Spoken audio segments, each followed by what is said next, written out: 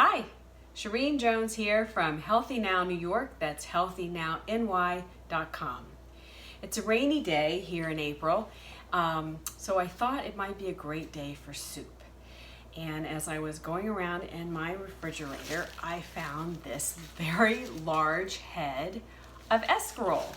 Once again, I'm making a dish with escarole because, as I have mentioned before, I really like it, and I just happened to see it at the grocery store, and it looked, it was some of the better looking vegetable that were available.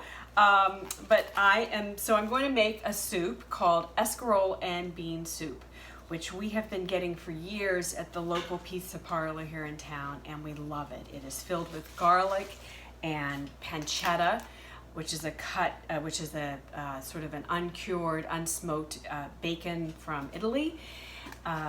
Lots of garlic, as I mentioned. I have these lovely cloves of garlic, white beans, some broth. You could do vegetable broth, you could do chicken broth, or if you're sort of out of the broth right now and you haven't had a chance to go to the grocery store, just use water. It's fine. It will still taste delicious.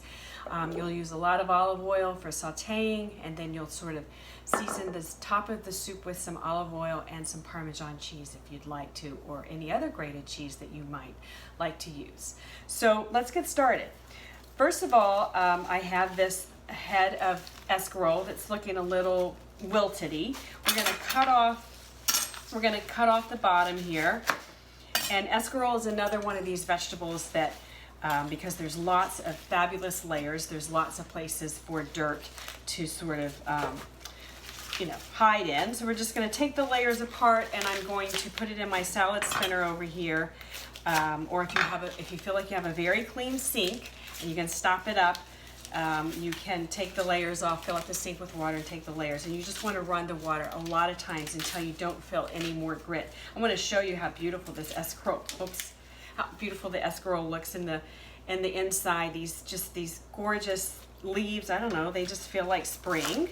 Escarole is a little heavier of a, you would use these sort of tender parts for a salad, but the outside leaves would be a little too tough for salad. They're better for sauteing or cooking like this in a soup, just because it's a little tougher, and it goes in the family with your radicchio, with your bitter greens, with your radicchio and your endive and your frisee.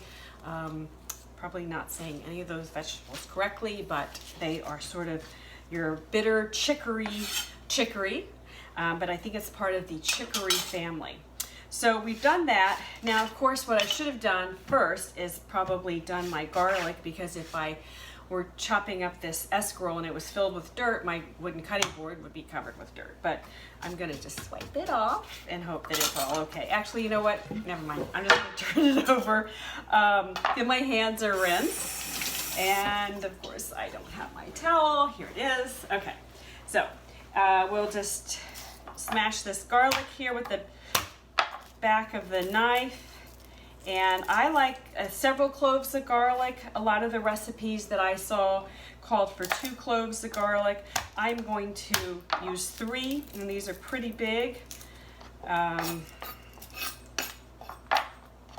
Just because that's the way I like it.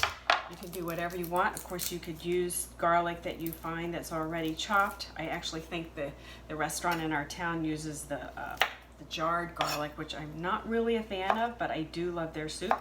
And if that's all you've got right now, then go for it. That garlic has some bad places in it. And then I'm just gonna, rough chop here. It doesn't really matter. If you want it really fine, then you can use your garlic press. But the first thing I'm gonna do, actually, what I should have done first, is turn my soup pot on, heat it on medium, get it heating up. I will put a little olive oil in, and then I'll probably put a couple tablespoons of this pancetta. It's already cut up in convenient cubes. If you don't have pancetta but you have bacon, certainly feel free to use that. Some recipes I read take the meat the meat out after sort of flavoring the oil and the garlic, and they take all that out, and they don't necessarily put it in. I like to just leave the whole thing in. So I will start this, it will render out some fat along with the olive oil. Then I will put in the garlic and let that sizzle for just probably a minute, not too long because I don't want it to get brown. And then I will put in my washed escarole leaves that I'm going to roughly chop, because like I said, these leaves are a little tougher certainly than lettuce, and I like, it's easier to eat if they're a little smaller. So we're going to do all that right now, and then I'm going to come back and show you what the soup looks like after the escarole leaves are wilted. Hi, so I just wanted to show you my big pile of escarole, which I chopped here. These are sort of the yucky pieces in the front, but anyways, so you can see this is a big pile of escarole, and you're going to say, wow, that's a lot, and you're going to see how much it's going to cook down. Maybe not quite as much as spinach, but it will cook down a lot, and I know that I will wish that I had more escarole. You don't have to dry it after you rinse it. I mean, it's just fine. Chop it in the size that you wanted it. I chopped it in sort of these kind of, maybe an inch thick, just rough chop. And you don't need to spin it dry or anything, because obviously it's going to go into soup, so it's fine if it's wet. And then after I put that in, I'm going to drain and rinse the beans. You don't have to drain and rinse the beans. It depends on, if you didn't drain and rinse the beans, your soup might have sort of a thicker look. It's totally fine. Some people think draining and rinsing also, maybe if you have digestive issues, that helps with that. I think a lot of times just the draining and rinsing just makes it look a little cleaner. So, okay, I'm going to put the escarole in, and I will be back in a second to show you how it looks when it's wilted. All right, I have a beautiful pot of wilted escarole. It is just such a beautiful color of green. I can't stand it. It's just gorgeous, and you can see a little bit of the pancetta in there and some little flecks of garlic. And I have drained my beans, and so I'm going to put them in. So this is 1 can of beans to 1 head of pancetta and a quart of broth. Certainly you could use vegetable broth. You could use, if you weren't using the pancetta, you could use vegetable broth or water and make this completely vegan. I'm using the chicken broth just because that's what I have, and we're gonna stir this, and then I'm gonna put it back on the flame and heat it through, and that is your escarole and bean soup. Now, I mean, there really couldn't be anything easier than this, and certainly there are very few things as delicious. Well, I mean, there's a lot of delicious things, but this is really delicious. So that's it. It's so easy.